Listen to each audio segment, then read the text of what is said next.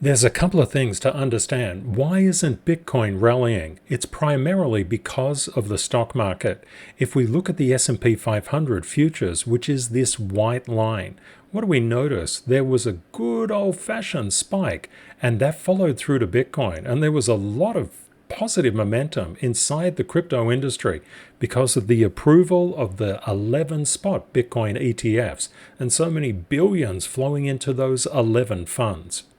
But however, Bitcoin cannot escape the stock market's gravity.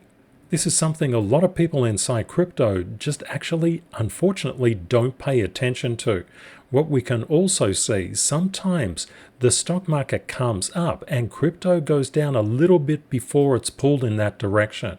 We're starting to see something like that unfold right now at the current time. But there's a more fundamental reason that Bitcoin is in trouble at the moment. The markets are very simple if you understand your X-ray vision, and I'm just going to pop on that X-ray vision for you. The different lines are either structural support or structural resistance. It all depends on the current price or where you're looking at price from. For example, if we were looking at price around here, these levels were structural support in the past. This was a fresh air gap, a positive fresh air gap, and this was a massive structural resistance. That means a lot of sellers there. They were trying to push the price down into structural support. And what we've seen, they've done a fairly good job of it. And it's little wonder because the spot Bitcoin ETFs, the institutions want to show big percentage gains. What that typically means, they need a lot of investors on board. They typically, and you see this a lot when different stocks list, they can explode, but they tend to implode clean after. So it's just something to be aware of. What we sought to do is to break through all of this structural resistance and turn it to structural support, but we hit a structural resistance level at 48,243. We were rejected there. Then we didn't hold structural support there, and now we're under it. This puts this 45,400 level into play. If we don't hold that and the bears gain control, we're coming down to this lower level, 43,993. If the bulls maintain a positive turnaround, and we've seen the S&P 500 futures point to that, we're in all likelihood going to get above 46,724. The one thing to keep in mind, we're in the starting phases of a bull run. Bitcoin and the entirety of the crypto market is going to do incredibly well. With this in mind, you can say that any investment or any trade that you've done is on the right side of the percentage. And it's good that it's coming down because that means you can dollar cost average in.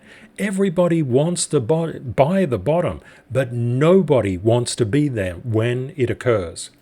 Except for us, because we love getting on the right side of the percentage, both on the way down to buy at spot and on the way back up to sell at spot. We literally BORSOG. We buy on red, BORSOG, sell on green.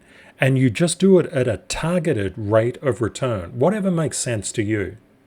If you've been doing the cheat sheet, you'll notice a couple of things. The yields are weakening. That's very good. Gold is staging a little bit of a turnaround.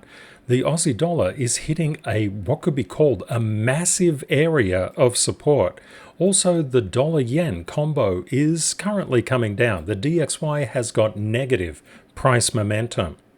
Definitely, we had a retracement inside the crypto market, but that's largely to do with the stock market. Underneath the hood, things are looking pretty good. I don't see any real signs of stress inside the markets. Of course, the markets can do whatever they want, but one thing that we do notice is Tesla's not doing really well. The lower boundary for the monthly service indicator was updated, but the upper boundary for the Microsoft indicator, the S&P 500, and the dollar-yen was updated. If you're inside the service, please keep your eyes on your emails. They'll tell you when the indicators are updated. And please make sure that you watch at least the Bitcoin video. If you're not interested in crypto, please watch the S&P 500. If you're not interested in that, please watch the DXY. They cover all of the above. I know a lot of people inside the community really like Tesla. Let's just have a quick look at the structural levels. We can see that we tried to turn Tesla structural levels around that 234 into support, and it failed. What does it mean? It's coming down to the next one. Don't concern yourself too much about pre-market action. What typically happens in pre-market, things are nuts. I remember I used to trade pre-market and post-market, and they're all over the place. You really need to wait till the market's open to determine where the price is going.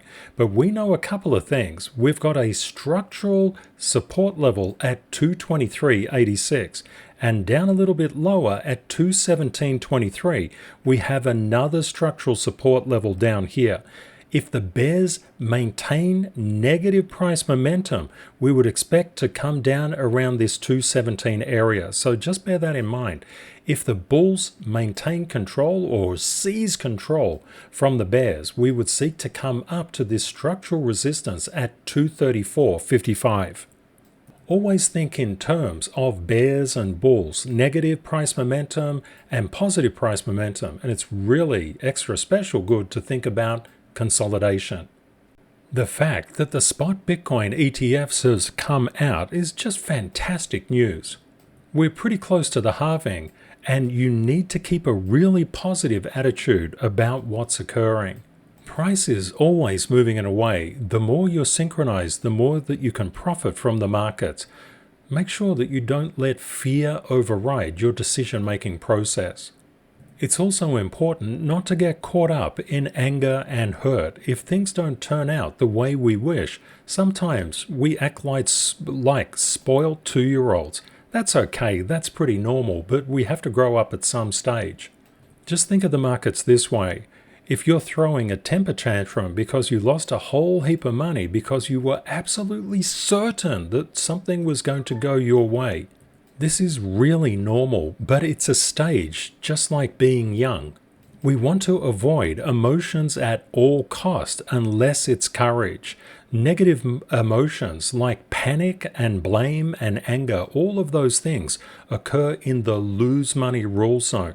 You don't want to be inside zone 1 and zone 2. We all go through there, but please do whatever you can to get out of there as quickly as possible. How do you do that? You just got to realize that certainty doesn't really exist in the market.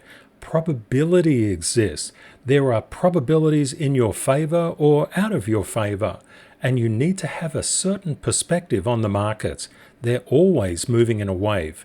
That's why you need to know and understand the rules of the market. If you do, you can make money, but keeping it is a different thing. So many people can make money, but keeping it is the critical thing that we need to do.